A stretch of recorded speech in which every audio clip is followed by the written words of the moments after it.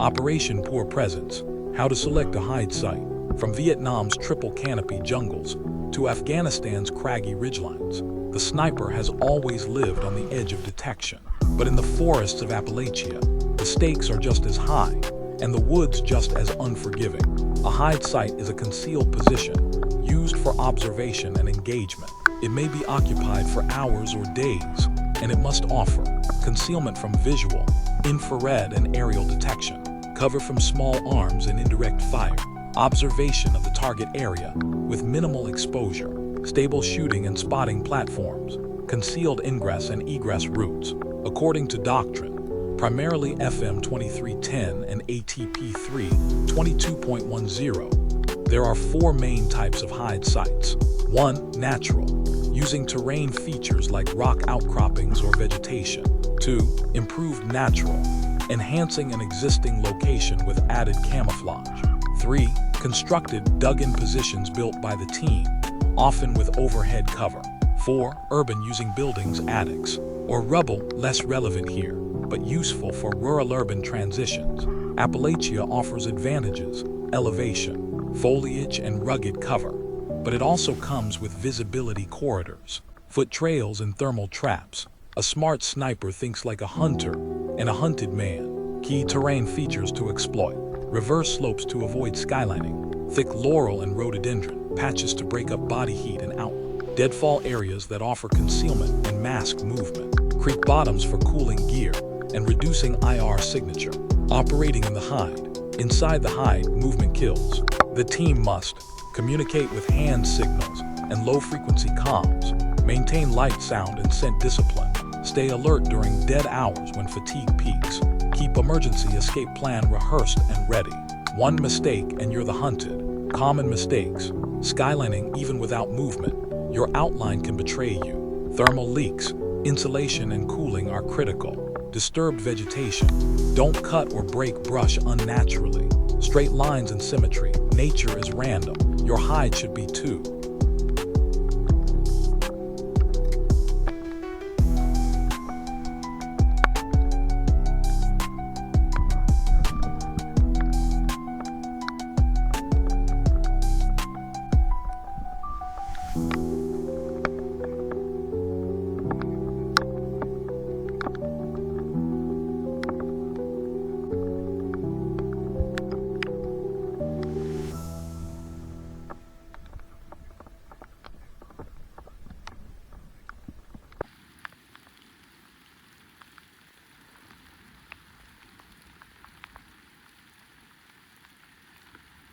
Bonjour, bonne journée, bonne nuit.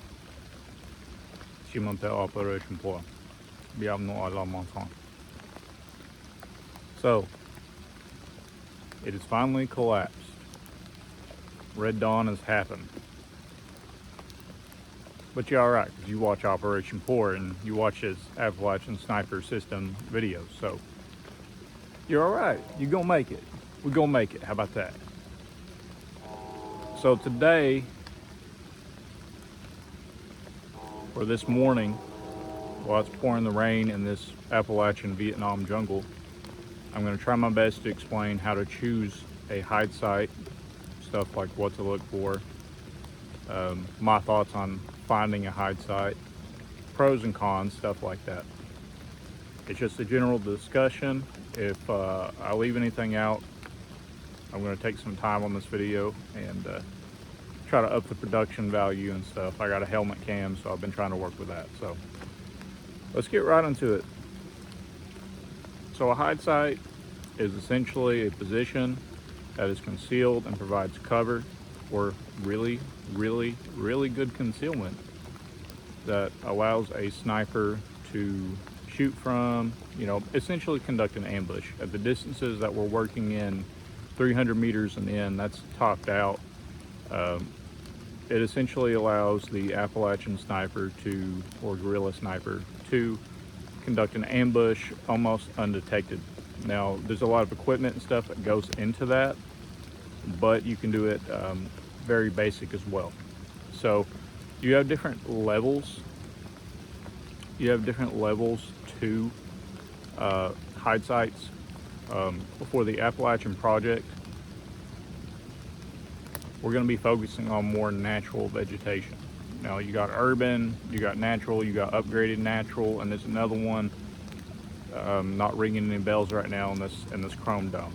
I just hiked up this ridge line, adrenaline's still pumping, you know. So just give me a minute to level out. So you got natural, upgraded natural, and then urban.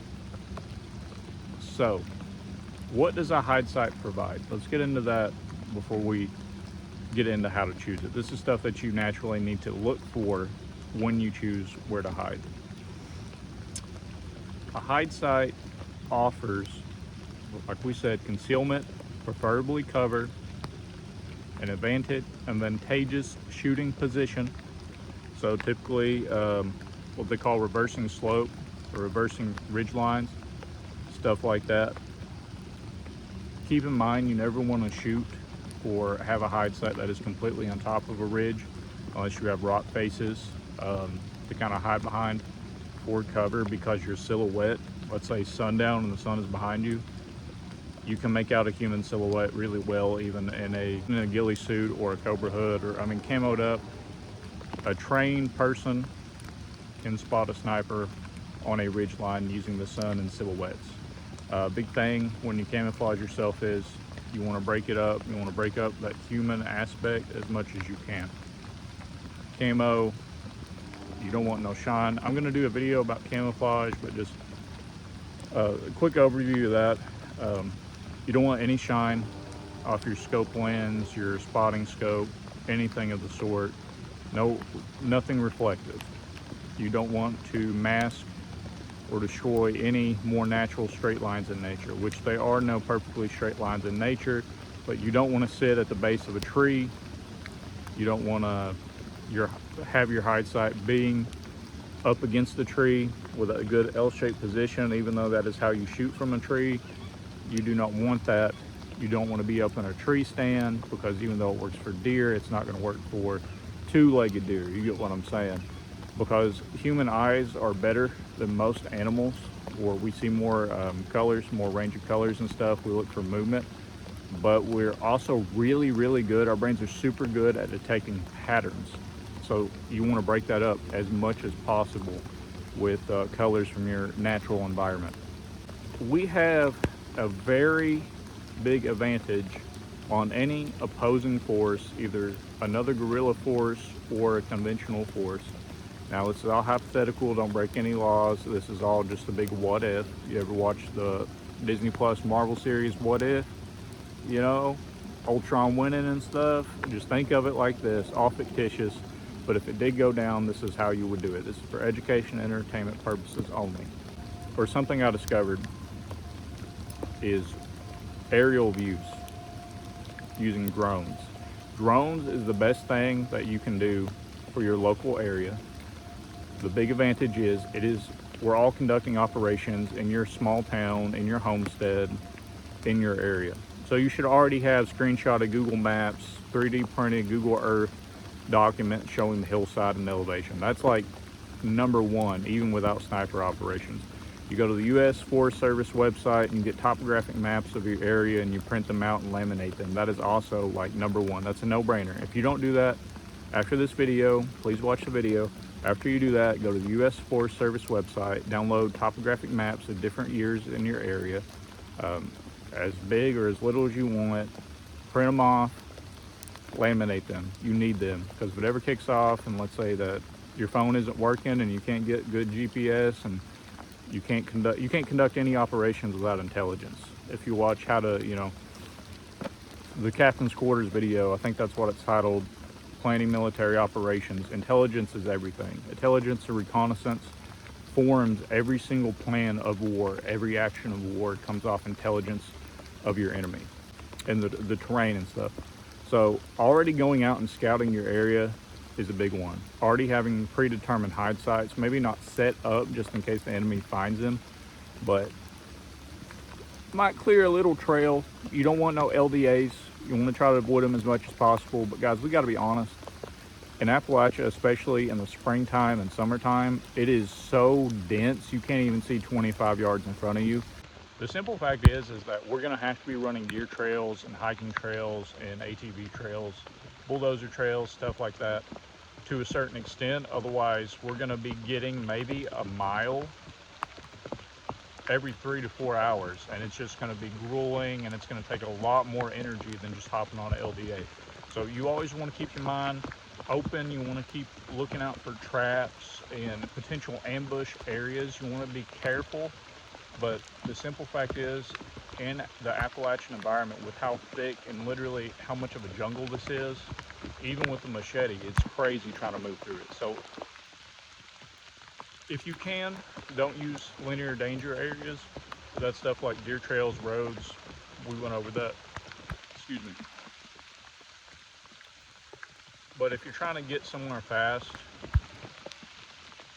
shoot a high value target, and then egress, so ingress, get in position undetected, and egress, leave the position undetected. Essentially, after you make the shot, the whole kind of concept of this is, since it's a guerrilla force and not a conventional force, essentially you make the shot and you just sprint. You just get the hell out of there as fast as possible. You take out as many high value targets or conduct your ambush, and then you leave. You sprint, and you just hope they don't see you. You set tripwires or something behind you, you set traps along the way, and you just, like I said, sprint. So that's to and from the hide site. But how do you choose a hide site? Now this is all pertaining to this. We're explaining because this is really important. Even though it's fictional, this is life and death. So just stay with me. We're going to explain like Paul Harrell every step of the way. I found that using drones to actually scout the area and put the drone in positions to where you could potentially be shooting from and to and fro, is the best possible way that you can choose hide site locations. Currently, we are in a hide site, and then you were sitting on a big rock. I've shown this this place off before in one of my videos. I think it was the 308 video attached to this series. And this is a almost perfect hide site, except for right now we have overhead cover, but there's not a ton of it. So I got this. It's supposed to be, we're gonna test these out. This is an AliExpress scarf veil type deal. It's camouflage. Supposed to be IR resistant from what I've heard, but we're gonna test that out. So what this does, this essentially mimics the rock that you're on. And if I hear drones or something in the air, I can kind of get real close. And when I get close, you can't really tell because I have good overhead cover. It's all over me. This is 2 scarves I got, and I sewed them together. I can also put it over my rifle if need be, like a veil. Think of it as a sniper veil. So choosing, again, I'm trailing back. Choosing your hide site. You want a good concealed position, preferably with cover that you can shoot from. Beforehand, you need to know roughly where your target is, because if you choose a hide site and it's 2 miles away from your target, you're not going to make the shot, let's be honest. Or if it's 20 miles away from your target and it's like, oh, this is my best shooting position in the area, that's good. But if you don't know where your target is, one, you're good as dead, and 2, you're not in the area, right? So you need to know where your target's going to be, roughly the time. In Army doctrine, it wants you to set the hide site up at night. Now, well, we're using more natural vegetation and stuff, and we don't have to worry too much about upgrading natural environments unless you do add extra overhead cover or something. I mean, use your critical thinking skills and what your hide site is lacking. We're typically using just straight natural environments, and we're not shooting out of buildings and stuff for the most part. It's not that complicated.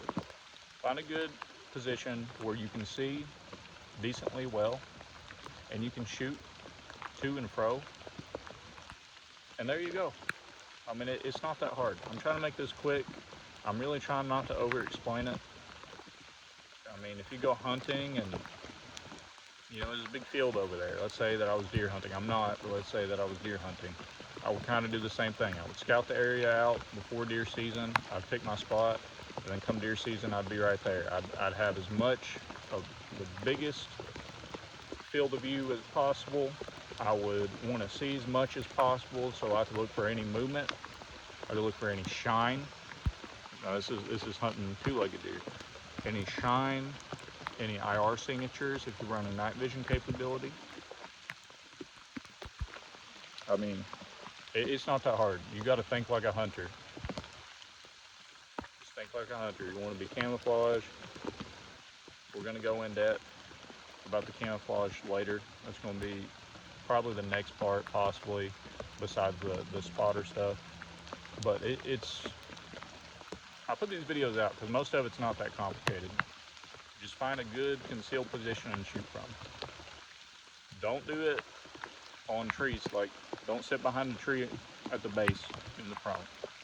No, you'll get spotted by a professional. You want to look for shine and stuff in your optics, in your scope, in your body. You know, you see me sometimes, I'll be wearing a big shiny Casio Duro. I love that watch. It's in a lot of my videos. But if it really kicked off, I'd be wearing like a matte military SG shock or something, because you can't risk the crystal or the shine of the watch band. You can't risk that giving your position away. No, I mean, look here. For instance, if this was real life, at the very least, I'd spray paint this water bottle. This would kill me. In real life, this would get me killed.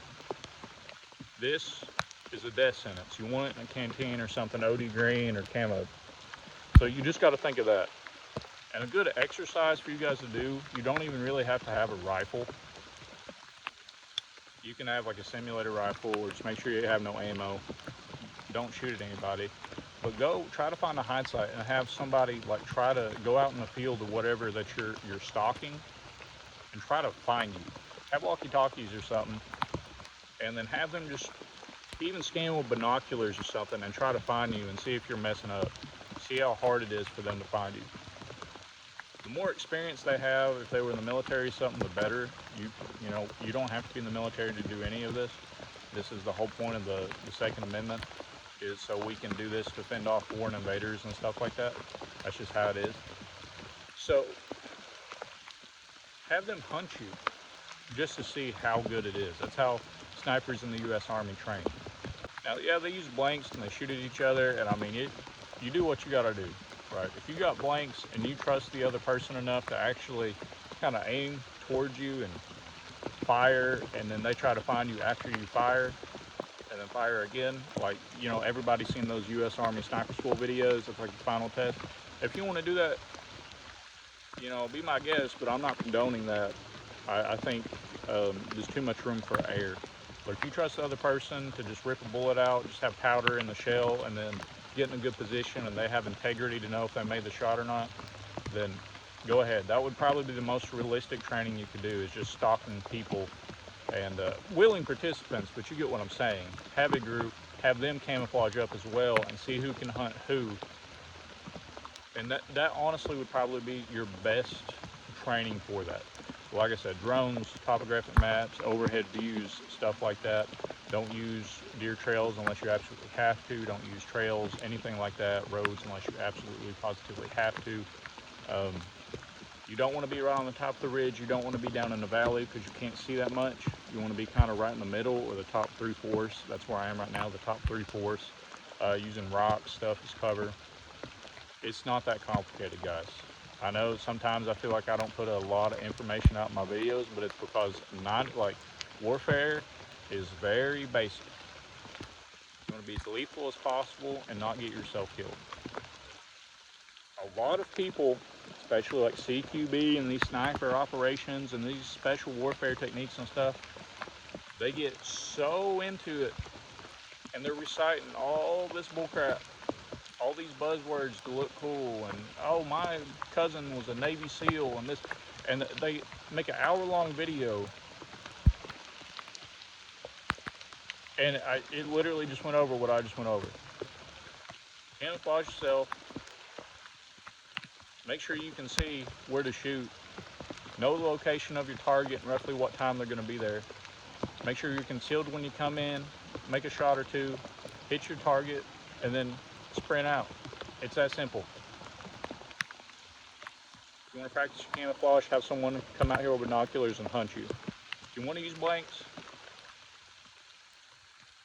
I'm not condoning that. I'm really not. It's a safety issue because let's say you have a mag and a blank and then it cycles and you got a live round, whatever. But if you trust the person enough to shoot a blank at you, do that. Don't do that. You get what I'm saying. Stand out in the field, bang, and then they search for you. They scan with binoculars, rack the bolt, or if it's semi-auto, whatever, and then bang again. And if you can get that second shot off, then you have successfully pulled off a sniper operation, training-wise. But even with no live rounds, let's say that you check no live rounds and you trust the person, hop on the radio, pull the trigger, click. They try to find you, click again, whatever. It's just stuff like that. That's how you train. That's how you choose a hide site. We don't have to go into all those details because we already know the terrain and where we're going to be fighting. We have the superior advantage. Right, we can get as complicated as possible, but it's really not that complicated. Like I said, the biggest thing is shine. Make sure nothing is shining on you. And in this thick brush vegetation, this jungle area, as long as you're like fully camoed up and you got face paint and stuff on, almost nobody can see you. Now this is a different day, but I'm gonna pop a picture up. This is where we are right now, and this is roughly where I'd be shooting at. You're not gonna be able to see me. Now we're gonna do invading thermal way down the line once we actually get some thermal, and I have night vision like IR stuff, so that's gonna be coming out, how to invade IR signature and reduce your IR signature and stuff like that. But the simple fact is like during daytime and stuff, this is all you gotta do. Don't overthink it, just know. Au revoir. Adios. See you guys next time on the mountain. God bless you. We're trying to hit a K. I'm putting a lot of effort in these videos. I really am. We're trying to hit 1,000 subs. Once we get there, I think if I got it right, I can start making money, and then we're gonna start everything I make.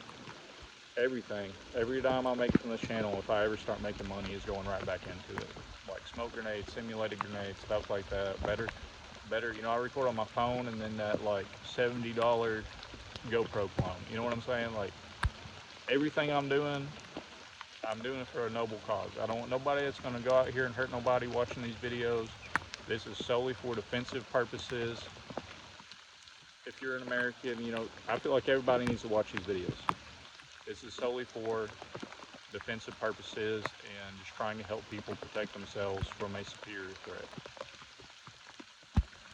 You don't like that? Sue me, I guess. I don't know. But peace out. See you guys next time on the mountain. There might be some B-roll after this or whatever. Might do a voiceover.